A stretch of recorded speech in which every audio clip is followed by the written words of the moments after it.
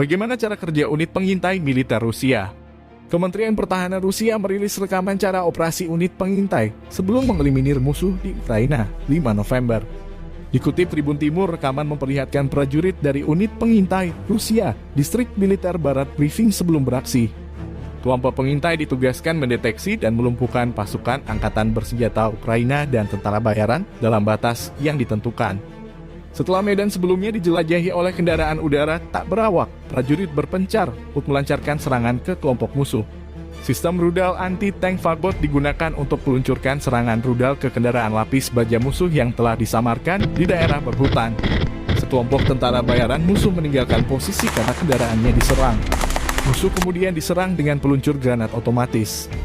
Setelah operasi daya tembak, subkelompok survei ulang menuju ke daerah tersebut dan mengeliminir musuh dengan senjata ringan dan senapan mesin.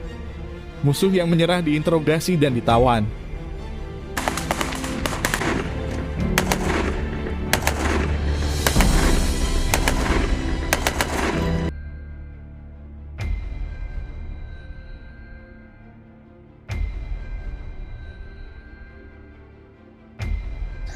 Мост металлический, 2 колеи у него.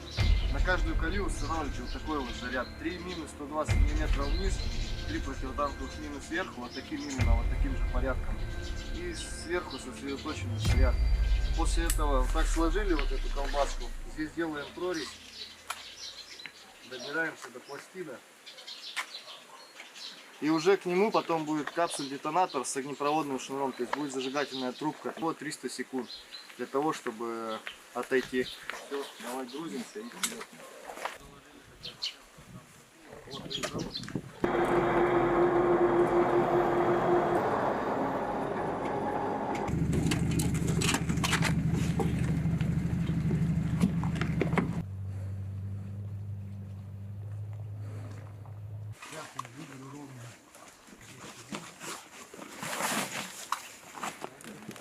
Один дублирующий, то есть, чтобы если у нас один не сработает, будет отказ, второй точно наверняка. Первый есть.